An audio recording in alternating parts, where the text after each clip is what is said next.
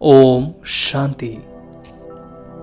आज हम एकांत प्रिय के साथ साथ मिलनसार कैसे बने उन सभी महावाक्यों का अध्ययन करेंगे, जिससे हमको एकांतवासी और मिलनसार बनने के लिए सही युक्तियां मिलेगी।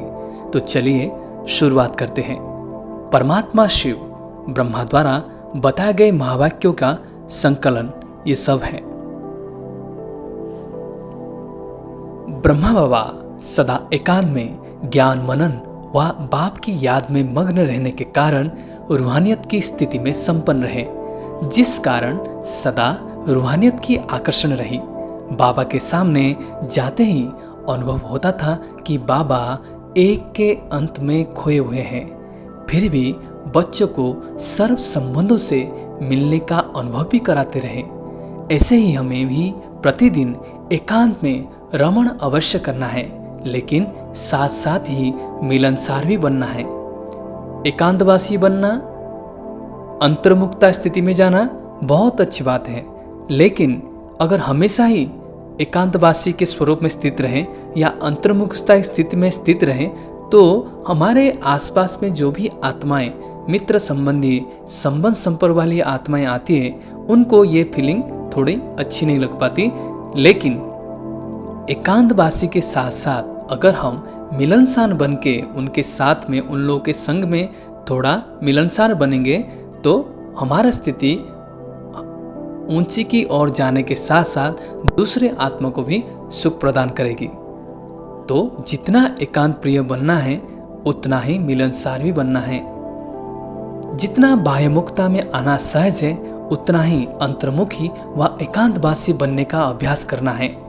इसके लिए लौकिक प्रवृत्ति तथा अलौकिक सेवा की प्रवृत्ति में रहते हुए बीच बीच में एकांत अर्थात एक के अंत में जाकर एकांतवासी बनने का अभ्यास करना है। एकांतवासी अर्थात एक बाप के किसी भी शक्तिशाली गुण व कर्तव्य के अंत में मग्न रहना अथवा एक शक्तिशाली स्थिति में स्थित होना। एकांतवासी का मतलब क्या है? बाबा यहाँ पे बता दिए कि एकांतवासी का मतलब है एक बाप के कोई भी गुण, कोई भी शक्तियाँ, कोई भी कर्तव्य के ऊपर मग्न रहना है, उसकी सिमरण में रहना है, याद में रहना है। और एकांतवासी का अर्थ ये भी नहीं कि सब कुछ छोड़ छाड़ के जाके कोई जंगल में बैठना है या पूरा डीप साइलेंस में किधर जाके रहना है, ऐसे नहीं। एकांतवासी हम अपने अंदर रहना है, चाहे कितने भी शोर शराबा स्थिति हो, माहौल हो, परिवेश हो, लेकिन हमारे मन हमेशा एकांत रहे। मतलब बाकी सब चीजों की स्मृति से परे एक बाप की स्मृति में टिके रहें, उसी को ही एकांतवासी कहते हैं। जैसे साकार ब्रह्मा बाप सेवा में रहते, समाचार सुनते सुनते एकांतवासी बन जाते। 1 घंटे के समाचार को भी 5 मिनट में सार समझ बच्चों को खुश भी करते और अंतर्मुखी व एकांतवासी स्थिति का अनुभव भी करा देते। इसको ही कहा जाता है एकांत प्रिय और मिलनसार। ऐसे फॉलो फादर विस्तार को सार में समेटने का अभ्यास करो। कितने भी बड़ी बातें हो, कितने भी बड़ी समाचार हो, उसको डिटेल में सुनाना, शॉर्टकट में सुनाना, मतलब विस्तार को सार में लाना, समेटने का अभ्यास करना है। जैसे और नियम आवश्यक समझकर पालन करते हो, ऐसे स्वोन्नति और सेवा की सफलता के लिए, सेवा केंद्र के वातावरण के लिए एकांत प्रिय बनने का लक्ष्य रख अपने दिल की लगन से बीच बीच में एकांतवासी बनने का समय निकालो। एक पावरफुल स्थिति में अपने मन को, बुद्धि को स्थित कर एकांतवासी बन जाओ। एकांत में रमणीकता गायब न हो। कई आत्माएं ऐसे एकांत हो जाते हैं कि ऐसे अंतर्मुखता में चले जाते हैं कि आसपास के लोग के साथ उनको बातचीत करने का भी मन नहीं होता है, या मूड नहीं बनता है, या उनको सुख प्रदान नहीं कर पाते। लेकिन हमको क्या करना है? एकांतवासी होने के साथ साथ भी बहुत रमणीक भी रहना है। दोनों समान और साथ साथ रहे। मिलनसार अर्थात सर्व के संस्कार और स्वभाव को ज्ञान से मिलाकर चलने वाले। मिलनसार मतलब कोई भी आत्मा के कैसे भी संस्कार हो, कैसा भी स्वभाव हो, ज्ञान से मिलाकर उनके साथ साथ में चलना है। उनको अलग या उनसे दूर नहीं होना है।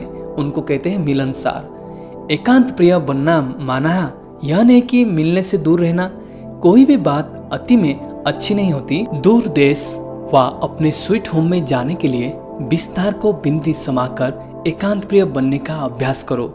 इसके लिए समाने की और समेटने की शक्ति आवश्यक है। डबल लाइट के उड़न आसन पर स्थित हो एकांत में चले जाओ। मिलनसार बन सेवा के साधन भी अपनाओ। नए नए प्लान भी बनाओ, लेकिन कहीं किनारों में रस्सी बांधकर नहीं रखो। बाबा कह रहे हैं जितना एकांतवासी एकांत प्रिय बनकर अपने शक्तिशाली स्थिति का अनुभव भी करना है, उतना मिलनसार बनकर भी सेवा के नए नए ट्रिक्स और प्लान भी करनी है। एकांत प्रिय बन मन और बुद्धि को दृढ़ता से एकाग्र करना ही सच्ची तपस्या है। तपस्या अर्थात व्यर्थ संकल्प की समाप्ति। इस समाप्ति से ही संपूर्णता आएगी। एकांत प्रिय बन तपस्या की अग्नि में अपनी कमजोरियों को भस्म करो। एकांत प्रिय बनने से क्या होगी? हमारी व्यर्थ संकल्प और नेगेटिविटी की समाप्ति होती है और हम आत्मा संपूर्णता की ओर जाते हैं। एकांत प्रिय बन अपनी स्थिति एकरस और एकाग्र बनाओ। अनेक तरफ से बुद्धि टूटा हुआ हो, एकांत प्रिय बनने के लिए सर्व संबंधों की सर्व रचनाएं एक से लो, एक ही के सिवाय दूसरा न कोई। ऐसी स्थिति वाला ही सर एक रस व एकाग्र हो सकता है। एकाग्र होना अर्थात एक ही के ही संकल्प में टिक जाना, एक ही लगन में मग्न हो जाना। एकाग्र मतलब एक ही संकल्प, एक ही शक्तिशाली स्थिति में टिक जाना या एक ही के लगन में मग्न रहना। चारों ओर हंगामा होते भी आप एक के अंत में खोए रहो, अर्थात एक का अनुभव करो। इसके लिए स्व अभ्यास व स्व साधना करो। चलते फिरते जितना भी समय मिले अभ्यास में सफल करते चलो। स्व अभ्यास में अलबेले मत बनो। चारों ओर हलचल हो, लेकिन आप एक के अंत में खोए जाओ, अर्थात एकांतवासी बन जाओ। यही है महान पुरुषार्थ। स्व अभ्यास क्या करना है या स्व साधना क्या करनी है? चलते फिरते एक ही याद, एक ही शक्तिशाली स्थिति में स्थित रहने की अभ्यास डालना है। कैसे भी हलचल की वातावरण हो, हमको एकांतवासी बन के वो श्रेष्ठ पुरुषार्थ करते रहना है। इसी को ही महान पुरुषार्थ कहा जाता है। एकांतवासी बनने से एकाग्रता का अभ्यास होता है। बहुत समय के एकाग्रता का अभ्यास से दो मुख्य शक्तियां प्राप्त हो जाएगी। एक परखने की शक्ति, दूसरी निर्णय करने की शक्ति। यह विशेष दो शक्तियां व्यवहार व परमार्थ दोनों की सर्व समस्या को समाप्त करने का सहज साधन है। हम धोखा क्यों खाते हैं या हमारा सक्सेस क्यों नहीं होती है सफलता कार्य में? वो दो शक्ति के कमी के कारण। एक है परखने की शक्ति, दूसरा निर्णय करने की शक्ति। ये दोनों शक्ति आएगी जब हम एकांतवासी बनेंगे, और एकांतवासी बनने के बाद हम एकाग्रता के अभ्यास में डूबते हैं, और वो एकाग्रता हमको ये दो शक्ति दिलाएगी। अपने संकल्प की शक्ति को श्रेष्ठ व स्वच्छ बनाने के लिए एकांत प्रिय बनो। जितना एकांत प्रिय बनेंगे, उतना संकल्प शक्ति शुद्ध और श्रेष्ठ बनेगी, और शुद्ध संकल्प की शक्ति द्वारा हर कार्य सहज ही सफल होने का अनुभव करेंगे। एकांत प्रिय बनना माना किनारा करना नहीं, लेकिन एक ही याद में रहना और अपनी आत्मिक स्वरूप द्वारा साइलेंस की शक्ति का विकास करना। एकांत प्रिय मतलब एक ही की याद में रहकर अपनी स्व आत्मा स्वरूप में टिककर साइलेंस की शक्ति को बढ़ाना है। जैसे ब्रह्मा बाप एकांत प्रिय होने के कारण सदा अंतर्मुखी रहे, जिस कारण स्वयं भी सदा शांति और सुख के सागर में समाये रहे, और अन्य आत्मा को भी अपने शुद्ध संकल्प और वाइब्रेशन द्वारा, वृत्ति और बोल द्वारा, संपर्क द्वारा शांति का व सुख की अनुभूति कराते रहे। ऐसे फॉलो फादर। बाह्यमुखता के वायुमंडल को समाप्त करने के लिए एकांत प्रिय बनने का लक्ष्य रखो। अगर बाह्यमुखता की वायुमंडल हमको अपनी तरफ खींचती हैं या उनके प्रभाव में हम आते हैं, तो उसको समाप्त करने का एक ही जरिया है एकांत प्रिय।